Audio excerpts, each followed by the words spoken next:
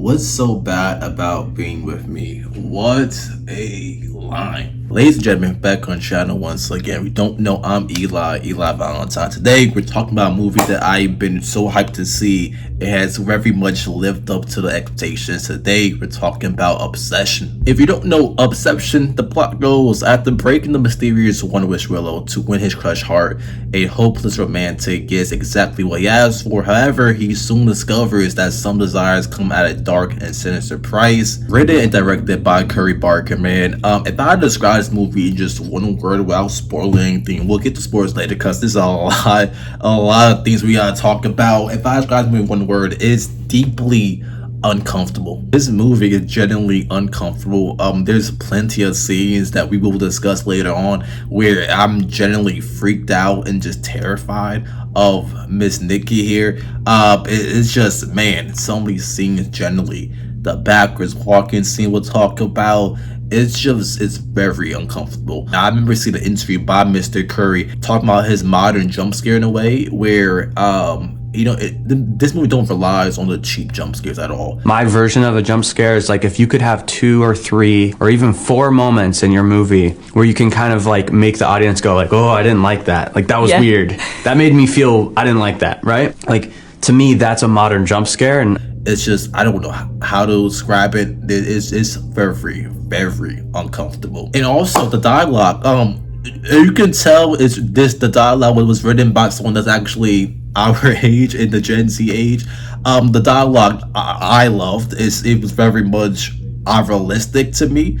I don't know. I just the vaping. Overall, the dialogue to me was just amazing. I feel like you could tell it was written someone that's not 45 years old. And it felt very authentic, you know. And now the MVP of this movie, Miss Indy. I cannot pronounce her last name, so we're just gonna go with Miss Indy here, the MVP of this movie by far. Am I over exaggerating saying this is one of not just the best performances of the year, not just one of the best horror performances ever, one of my favorite performances I have in mind has ever seen in a movie. She was incredible in this. What else can I say? She was amazing. She made this movie. Without her, there's no Obsession. This movie is just incredible with her. Her physical acting in this building going, it's like when she, oh man, there's so much I want to talk about. We'll get to the spoilers real soon, but she is literally makes this movie so well. Without her, like I said, this movie I don't think works. And casting for this role, it had to be hard, because like the way she breaks, the tears, the cries you hear, they're so impactful. I feel like you feel it so hard with her. Miss Indy, star-making performance right here. And I did see in an interview that she did take inspiration from Mia Goth in Pro, and watching her, I did definitely see that. I do prefer this performance here, but it's just, man, I can't stop saying good words about her. But let's talk spoilers here. The scenes where she's like breaking free in the real he comes out for the few seconds and everything, it definitely gave me Get Out vibes. And then seeing and hearing the interviews that they did take inspiration from that, I could definitely see it. Those scenes in Get Out where they're like breaking free for the few seconds terrified me. And so seeing it here on a bigger scale were just incredible to me. Those scenes where she just breaks out, it's heartbreaking, it's terrifying. And I'm glad this movie makes sure that it's known that Bear is clearly the villain here. The movie is about obsession, but in reality it's about Bear's deception with her, his inability to let her go, even when she's begging for it from him to end her. And that line, man, what was that line? The unplug, that line was just terrifying. That line, what's so bad about loving me, or something like that. It's just, man, oh my god, man. Because in reality, right, let's say that loser, right, Bear, did make that wish, right, as a joke in real life, right? Automatically you wouldn't think, oh my god, the wish worked in reality, right? But like at that point, if she's on top of you and she's you know what I'm saying, you just don't do that, you know, you don't go through with it. And then when you do realize the wish is actually real, and you're still trying to be involved with her, it's just sick, it's nasty. And I'm glad that this movie makes it aware makes it known to audiences that Bear is clearly the villain here. In that scene when in the car where he tries to alter the wish and not cancel it, which is crazy as well. And then you hear on the phone, "Do you want to talk to Nikki?" Oh my god. And the cries, like, as if she was like in hell. Heartbreaking. Oh my god, it was just heartbreaking hearing those screams. And he's so much of a coward when he tries to off himself with the pills. He tries to throw them up. I'm just glad it's known he in this movie that he is a loser. He is a shitty ass person. Like I said, there's some scenes in this movie, for example, the car scene. Oh my god, you knew she was like, you knew she was coming, but like the quickness she came, it caught me off guard. Still, somehow it caught me off guard generally. And the scenes where the lighting, you could barely even see her face, but like it's just I just can't put into words how good this movie is. And the scene somehow where she's walking, I don't know how they did it. The scene where she's walking backwards, it was like, that was trippy. Probably the most trippiest part of the movie for me. The part that creeped me out the fucking most. She's walking backwards in this weird way. I don't know how they did it. It was weird. It was very weird, and I love every part about it. And I don't know. I feel like we have definitely seen this kind of plot line done before in like cartoons or in movies in a more comedic way. And usually the guy that does the wish is never really seen that as the villain because it's a cartoon. But I'm just glad to hear we see, like, I don't know, it feels like it's realistic and authentic in a way. Like, it doesn't go too far. I can't explain it. Miss Indy, it's incredible on how she does the crazy obsessed girlfriend and everything in a way where it's believable still. It definitely is believable in a way still. And Referee, what kind of drugs is this girl on? Is she okay in the head? The party scene, I'm on your left. No, you was not, girl. It's just a lot of things. And then the line earlier, I remember now. It's a love story, not a romance, man. Oh my god, that's kind of describes this movie in a way. In a way, this movie is about Bear loving like the idea of Nikki, but not actually loving her. Because if he actually did love her, you know what I'm saying, he would have found a way either offer himself or whatever. Not trying to alter the fucking wish to set her free. Altering the wish is fucking crazy. Well, what do you mean with all? No, you fucking loser. It ended. And then speaking of that party scene and everything, where she reads her story about Hansel and Gretel and all the brother and sister, you know what?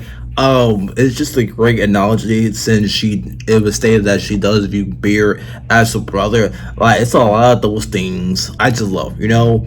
Them saying, like I said before, them saying it's a love story, not a romance. It's just a lot of those things. It just makes this movie even better. And I don't know, I feel like we've seen the nice guy trope so much here, and the casting for this movie was perfectly set. Like, he just like with the slimy, greasy looking hair, he was just perfect for this role. Like, for the first 10 to 15 minutes, you're like on his side, even though he's kind of pussy in the car when she asks, like, is it the time today? Now is the time to say if you like me or not. And he did it. You know what I'm saying? It's one thing to wish, like, yeah, let me have more confidence, right? But I get it. At first, like, you think it's a joke. But she liked me, haha. You know what I'm saying? Sure, it's a joke, right? But then she's tweaking out, right? In real life, let's say that does happen, a guy or girl, whatever, right? And they're tweaking out like that, they'll top you up, you know what I'm saying? You don't go through it. You don't go through that regardless. So I'm glad the movie says, like, bro, are you taking? It looks like you're taking advantage of her. And also, I do appreciate that we did not get so much backstory on the lore. Like, I'm glad, you know, I don't need full-on explanations. I feel like that there's beauty and makes the horror even better while having to know every little detail about the lore. I feel like that makes things just a lot better in the One Witch Willow, you know what I'm saying? And I don't know, I did see he would like to do like some type of analogy series. I cannot pronounce analogy, oh my god. That has so many possibilities to do with that. There's a lot of those that we could definitely run. So many possibilities with that. I do appreciate, like I said, there's not much lore behind it. There's not much details behind it. How they doing it, I don't know, and I do not want to know. And I'm glad they didn't tell me how that's being had. You know what I'm saying? How did he able to call Nikki the real Nikki? I don't know, and I don't want to know. And that would make it even better. I was questioning, and sometimes not having those answers makes the mystery in the horror so much better. It's just so much better. Those scenes where it's just dark light and you can barely see her face, and that makes the movie to me even so much more. Let's talk about the ending to that movie, man. The pussy, the cowardice of the bear trying to vomit out the pills and everything. Crazy Nikki breaks the witch thing, you know what I'm saying? Now he's also obsessed as well, but he dies anyway. The spell breaks, and then we see Nikki, the real Nikki, comes out, and it sits there for a while, and it's heartbreaking seeing her crying, pushes beer off for her.